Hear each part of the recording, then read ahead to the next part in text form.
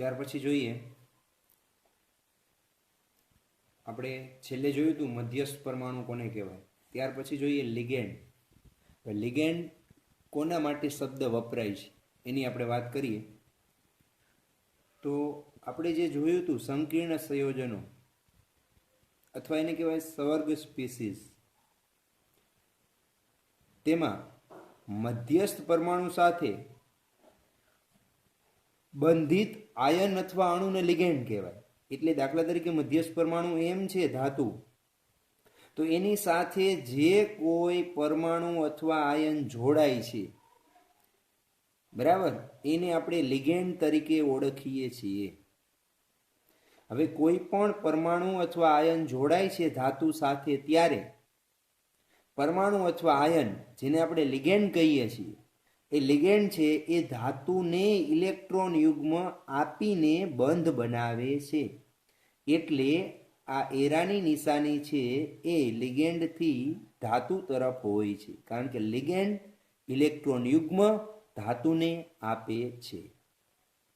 એટલે આ જે બંધ બને છે એ સવર્ગ સહસંયોજક બંધ બને છે. સમજાઈ ગયું? લિગેન્ડ કોને કહેશું? તો કે ધાતુ સાથે જે સીધા જ જોડાયેલા પરમાણુ અથવા આયન છે એને લિગેન્ડ કહેવાય. લિગેન્ડ તરીકે સાદા આયન હોઈ શકે, દાખલા તરીકે Cl-, F-, Br- વગેરે. નાના અણુ પણ હોઈ શકે, H2O, NH3.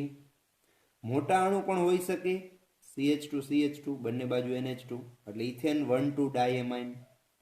એના કરતાં મોટા અણુ પણ હોઈ શકે, નાઇટ્રોજન સાથે CH2CH2 NH2 3 ટાઈમ્સ, 3 વાર જોડાય આવી શૃંખલા, તો એવા મોટા અણુ પણ લિગેન્ડ તરીકે હોઈ શકે. એથી મોટા એટલે કે પ્રોટીન જેવા બૃહદ અણુ પણ લિગેન્ડ તરીકે હોઈ શકે છે. હવે એના આપણે પ્રકારની વાત કરીએ તો પેલું છે એકદંતીય લિગેન્ડ. કોને કહેવાય? જો સીધી વાત શું, એકદંતીય લિગેન્ડ કોને કહેવાય? તો કે જે લિગેન્ડનો એક જ પરમાણુ, એ લિગેન્ડની અંદર જેટલા પરમાણુ હોય એટલા, એમાંથી એક જ પરમાણુ છે એ ધાતુ આયનને એક યુગ્મ આપીને એક સવર્ગ સહસંયોજક બંધ બનાવે તો એને એકદંતીય લિગેન્ડ કહેવાય. એટલે આપણે કહી શકીએ કે ધાતુ સાથે એકાકી દાતા પરમાણુ દ્વારા બંધિત જે રચના બને ત્યારે તે લિગેન્ડ છે એ એકદંતીય લિગેન્ડ કહેવાય. દાખલા તરીકે Cl- છે એકદંતીય લિગેન્ડ છે, H2O છે એ તટસ્થ એકદંતીય લિગેન્ડ છે, આ ઋણાયન એકદંતીય લિગેન્ડ છે, NH3 છે એ પણ એકદંતીય લિગેન્ડ છે. આ બધા લિગેન્ડમાં શું થશે તો કે એનો કોઈ એક જ પરમાણુ એક જ ઇલેક્ટ્રોન યુગ્મ આપીને ધાતુ સાથે બંધ બનાવશે. બરાબર? સમજાઈ ગયું? દાખલા તરીકે જોવો જોઈએ, આમ આપણે લખવું હોય CO NH3 6 ટાઈમ, બરાબર, 6 ટાઈમ લખી એમાં પહેલા હું સમજાવી દઉં કે NH3 અણુ છે, CO NH3 6 ટાઈમ સંકીર્ણ આપણે આગળ જોયો +3, બરાબર. તો આની અંદર કોબાલ્ટ સાથે એમોનિયા જોડાય છે, તેમાં એમોનિયાના જેટલા પરમાણુ છે એમાંથી એક જ પરમાણુ એટલે નાઇટ્રોજન ઇલેક્ટ્રોન યુગ્મ ધાતુને આપીને બંધ બનાવે છે. એક જ પરમાણુ એક યુગ્મ આપીને એક જ બંધ બનાવે તો એ એકદંતીય લિગેન્ડ કહેવાય. બરાબર? તો આમાં Cl છે એ યુગ્મ આપીને એક બંધ બનાવશે, H2O માં ઓક્સિજન એક યુગ્મ આપીને એક બંધ બનાવશે, NH3 માં નાઇટ્રોજન એક યુગ્મ આપીને એક બંધ બનાવશે. એટલે એક પરમાણુ એક યુગ્મ આપીને એક બંધ બનાવે તો એ એકદંતીય લિગેન્ડ બને. પછી છે દ્વિદંતીય. તો હવે સમજાઈ ગયું તમને? કોઈ લિગેન્ડના બે પરમાણુ બે યુગ્મ આપીને બે બંધ બનાવે તો એ દ્વિદંતીય લિગેન્ડ કહેવાય. એટલે આપણે કહી શકીએ કે બે દાતા પરમાણુ દ્વારા જે બંધિત હોય એ લિગેન્ડ છે એ દ્વિદંતીય લિગેન્ડ કહેવાય. દાખલા તરીકે અહીંયા છે ઇથેન 1,2 ડાયમાઇન, જો CH2CH2 બંને બાજુ NH2 છે. પછી છે C2H4-2 ઓક્ઝેલેટ આયન, તો એના બે પરમાણુ છે એ ધાતુ સાથે જોડાતા હશે. બરાબર? કેવી રીતે જોડાય જો સમજાવી દઉં. દાખલા તરીકે આમ છે NH2 CH2 CH2 NH2 ethane 1,2 ડાયમાઇનનું બંધારણ થયું. હવે અહીંયા ધાતુ પરમાણુ હશે કોઈ પણ, તો આ એક લિગેન્ડ છે એનો એક નાઇટ્રોજન ધાતુને યુગ્મ આપીને બંધ બનાવશે, બીજો નાઇટ્રોજન પણ ધાતુને યુગ્મ આપીને બંધ બનાવશે. જો અહીંયા બે પરમાણુ છે એ બે યુગ્મ આપીને બે બંધ બનાવે છે તો એ દ્વિદંતીય લિગેન્ડ કહેવાય. અથવા તો બે દાતા પરમાણુ દ્વારા એ ધાતુ આયન સાથે બંધિત છે એટલે એને દ્વિદંતીય લિગેન્ડ કહેવાય. આવી રીતે ઓક્ઝેલેટ હોય તો ઓક્ઝેલેટનું બંધારણ આમ થશે C double bond O minus C double bond O minus C double bond O C double bond O minus. બરાબર? આની પાસે યુગ્મ છે એ આપશે. માની લો કે અહીંયા ધાતુ પરમાણુ હોય તો એ ધાતુ પરમાણુને યુગ્મ આપી અને બે બંધથી જોડાશે. બરાબર? હવે સમજાઈ ગયું. ત્રિદંતીય કોને કહેશું? ત્રણ દાતા પરમાણુ દ્વારા બંધિત હશે. તો જો અહીંયા N CH2 CH2 NH2 3 times છે એટલે આમાં ત્રણ નાઇટ્રોજન આવશે NH2 ના. એ ત્રણેય છે એ ધાતુ આયન સાથે જોડાશે. અથવા તો બીજું ઉદાહરણ આ છે પ્રોપેન 1 2 3 ટ્રાયમાઇન. તો આના ત્રણેય નાઇટ્રોજન છે એ ધાતુ આયન સાથે શું કરશે? ત્રણ બંધથી જોડાશે. સમજાઈ ગયું? એટલે એક દંતીય, દ્વિદંતીય, ત્રિદંતીય બધાના ઉદાહરણ છે એ આપણે યાદ રાખવાના છે. બરાબર? એક દંતીય એટલે એક યુગ્મ આપીને એક બંધ બનાવે એક દંતીય. બે પરમાણુ બે યુગ્મ આપીને બે બંધ બનાવે દ્વિદંતીય. ત્રણ પરમાણુ ત્રણ યુગ્મ આપીને ત્રણ બંધ બનાવે ત્રિદંતીય. સમજાણું? બહુદંતીય કોને કહેવાય? તો કે આ એક દંતીય કાઢી નાખો, બાકી બધા બહુદંતીય જ કહેવાય. એટલે બે કે તેથી વધુ દાતા પરમાણુ દ્વારા બંધ બને તો એને બહુદંતીયમાં લખાય. હવે આના ઉદાહરણ છે દ્વિદંતીય અને ત્રિદંતીયના. એ બહુદંતીયના ઉદાહરણ બને છે. બરાબર? એના માટે કોઈ નવા ઉદાહરણ ગોતવાની જરૂર નથી. સમજાઈ ગયું? ઓકે, ચાલો. ત્યાર પછી એક છે ષટદંતીય લિગેન્ડ. એ બહુદંતીય લિગેન્ડ જ કહેશું ને, ષટદંતીય એટલે. તો EDTA4- છે એ ષટદંતીય લિગેન્ડ છે. એનું નામ થશે ઇથિલિન ડાયમાઇન ટેટ્રાએસિટેટ. બરાબર? બંધારણ કેવું થશે? તો કે ઇથિલિન એટલે CH2CH2, ડાયમાઇન એટલે 2N, N સાથે 4 એસિટેટ. જો CH2COO- CH2COO- આ 2N સાથે બીજા N સાથે એવી જ રીતે 2 એસિટેટ આયન જોડાયેલા હશે. તો આ ષટદંતીય લિગેન્ડ છે. કેમ ષટદંતીય? તો એના 6 પરમાણુ છે એ 6 યુગ્મ આપીને 6 બંધ બનાવે છે. જો કયા કયા પરમાણુ આપશે? તો કે આ એક ઓક્સિજન બંધ બનાવશે, આ બીજો, આ ત્રીજો, આ ચોથો. એટલે 4 ઓક્સિજન દ્વારા બંધ બનશે. અને આ નાઇટ્રોજન છે એ પણ ધાતુ આયન સાથે જોડાશે એટલે 2 નાઇટ્રોજન દ્વારા બંધ બનશે. એટલે ટોટલ 6 પરમાણુ છે એ 6 યુગ્મ ધાતુને આપી અને 6 બંધ બનાવે છે. સમજાઈ ગયું? ખબર પડી?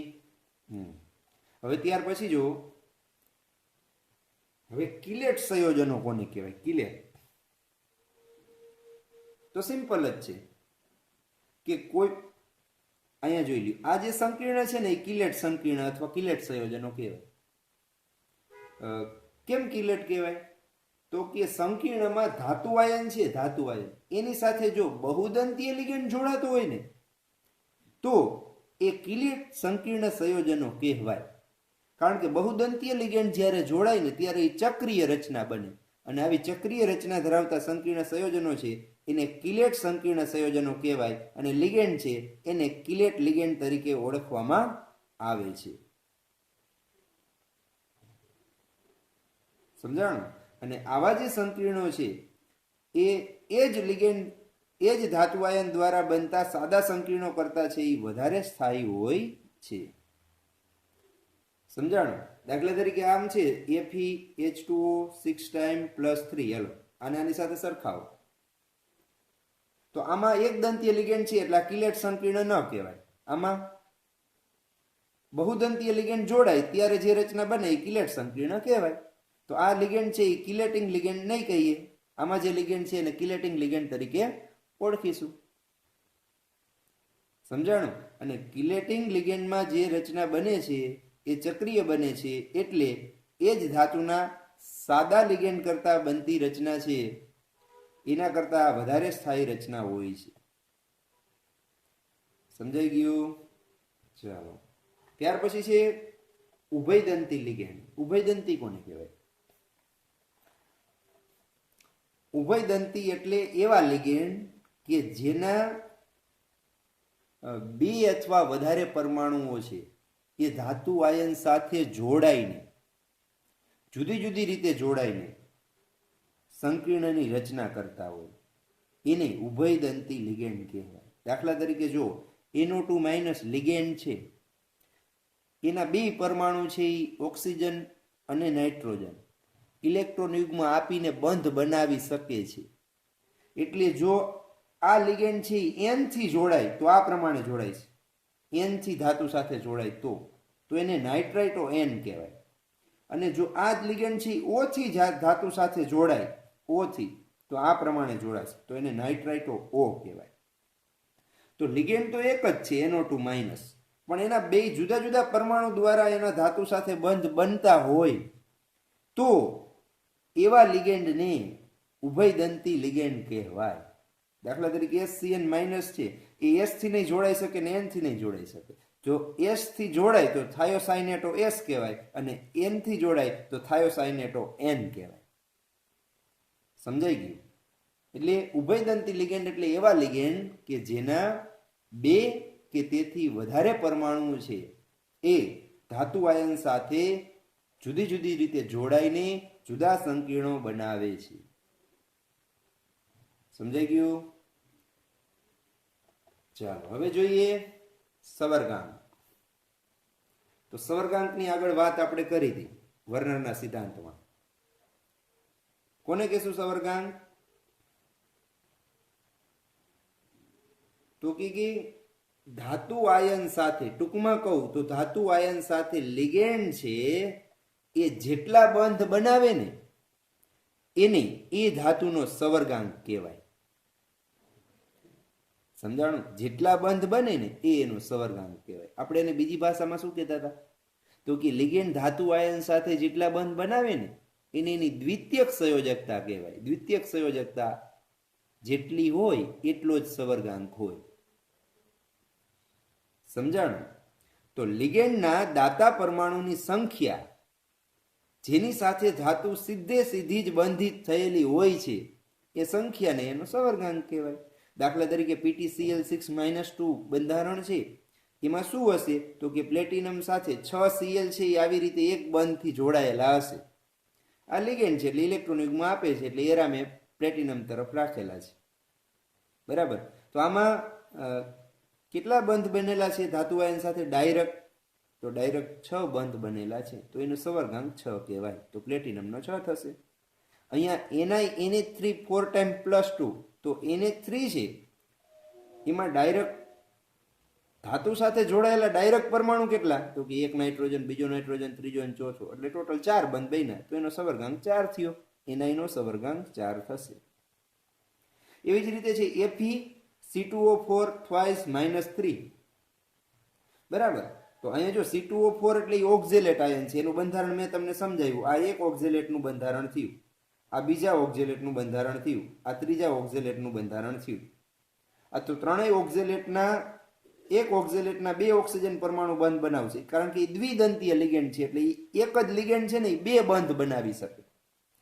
એવી રીતે બીજો લિગેન્ડ બીજા બે બનાવશે, ત્રીજો લિગેન્ડ ત્રીજા બે બનાવશે, એટલે ટોટલ 6 બંધ બનશે એટલે એનો સવર્ગાંક 6 થશે. આમાં EN એટલે ઇથેન 1,2 ડાયમાઇન, આપણે એને ટૂંકમાં EN વડે દર્શાવીએ છીએ. તો એ પણ દ્વિદંતીય લિગેન્ડ છે એટલે એક જ લિગેન્ડ છે એ બે બંધ બનાવશે, બીજો લિગેન્ડ પાછા બે બનાવશે, ત્રીજો લિગેન્ડ છે એ પાછા બે બનાવશે, એટલે ટોટલ કેટલા બંધ બન્યા? 6 બંધ બને છે.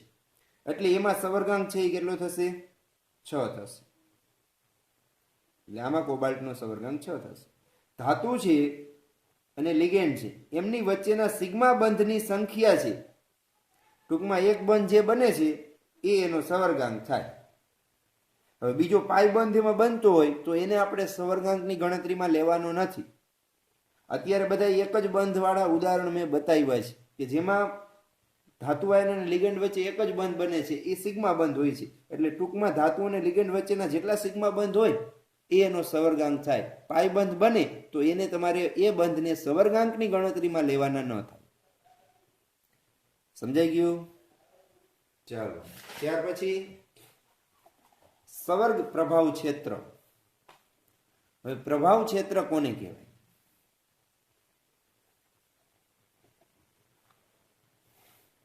સિમ્પલ જ છે. પ્રભાવ ક્ષેત્ર કોને કહેશું? તો કે જે ધાતુ અને લિગેન્ડ વચ્ચે જે બંધ બને છે બે જોડાઈને, એને આપણે ચોરસ કૌંસમાં દર્શાવીએ છીએ. અને ચોરસ કૌંસમાં જે કાંઈ દર્શાવેલું છે એ એનું સવર્ગ પ્રભાવ ક્ષેત્ર થાય. બરાબર? અને ચોરસ બોક્સની આજુબાજુ જે કાંઈ આયનો હોય એને એના પ્રતિ આયન કહેવાય. દાખલા તરીકે K4FeCN6 સંકીર્ણનું ઉદાહરણ છે. તો આ જે ચોરસ બોક્સ છે એ સવર્ગ પ્રભાવ ક્ષેત્ર કહેવાય, FeCN6 અને ચોરસ બોક્સની બહાર છે K+ આયન, એ એનો પ્રતિ આયન કહેવાય. સમજાણ? ખબર પડી? ત્યાર પછી છે સવર્ગ બહુફલક. હવે બહુફલક જુઓ તો કે ધાતુ અને લિગેન્ડ જે એકબીજા સાથે ચોક્કસ બંધથી જોડાય છે, હાલો જોડાઈ ગયા, પછી એની અવકાશમાં જે ગોઠવણી થાય એ ગોઠવણીને સવર્ગ બહુફલક કહેવાય.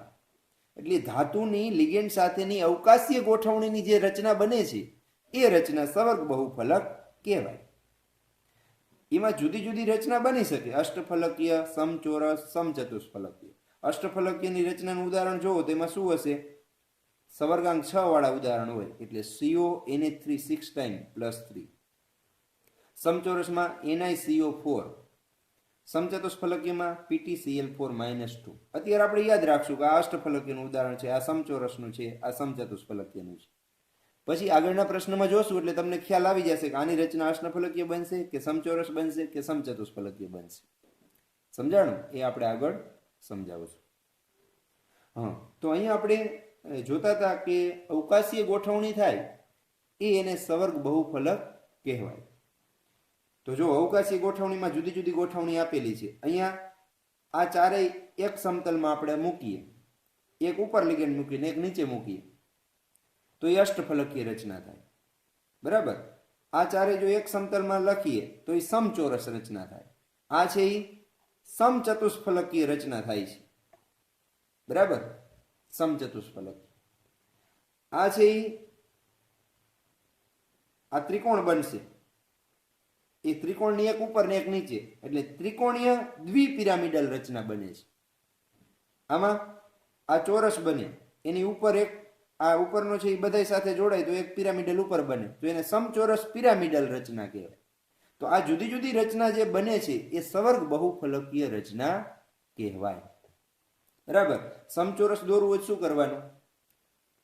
ચારે ખૂણે એક ઉકા મૂકી અને જોડી દેવાના ધાતુ સાથે, તો સમચોરસ. ચતુષ્ફલકીય તો આવડે જ છે. અષ્ટફલકીયમાં શું કરવાનું?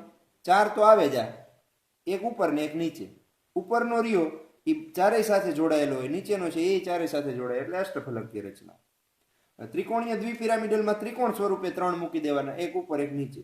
સમચોરસ પિરામિડલમાં સમચોરસમાં 4 મૂકી દેવાના, એમાં એક ઉપર, એટલે ઉપર એક પિરામિડ જેવી રચના બનશે. પછી છે મધ્યસ્થ પરમાણુનો ઓક્સિડેશનાંક. હવે ઓક્સિડેશનાંક કેવી રીતે ગણાય એ પણ જોઈ લઈ અને કેવી રીતે લખાય એ પણ જોઈએ.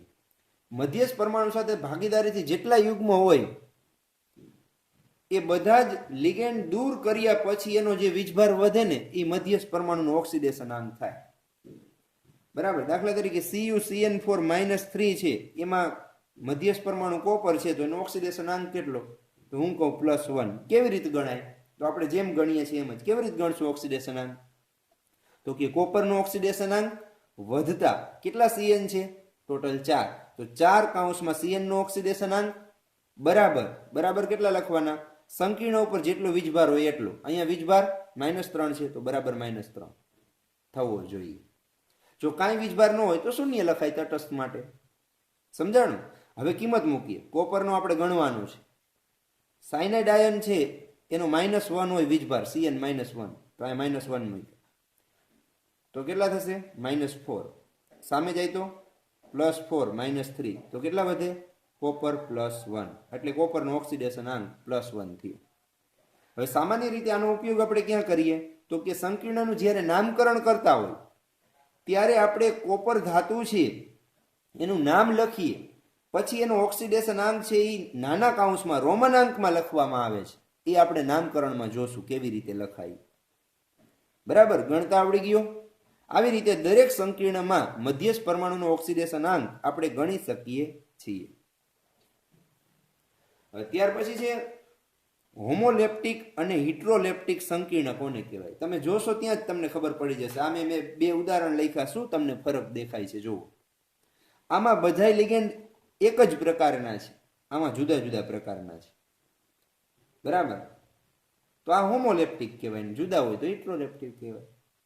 સમજાણું? તો ફરીથી જો આપણા આમાં શું કહેશું, હોમોલેપ્ટિકમાં એક જ દાતા પરમાણુ હોય. આમાં બધામાં નાઇટ્રોજન દ્વારા જ કોબાલ્ટને ઇલેક્ટ્રોન યુગ્મ અપાશે.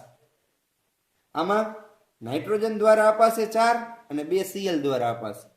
એટલે વધારે દાતા પરમાણુ હોય, એકથી વધારે દાતા પરમાણુ દ્વારા જો સંકીર્ણની રચના થાય તો એ હિટ્રોલેપ્ટિક સંકીર્ણ કહેવાય, અને એક જ દાતા પરમાણુ દ્વારા સંકીર્ણની રચના થાય તો હોમોલેપ્ટિક કહેવાય. મારે આ જ ઉદાહરણ લખવું હોય તો હું આમે લખી શકું. જો CO NH3 ને બદલે H2O કરી નાખું તો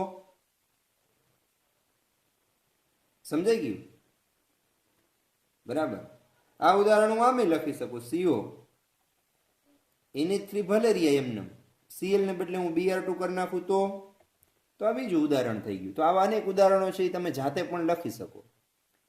બરાબર, સમજાઈ ગયું? ખબર પડી ગઈ?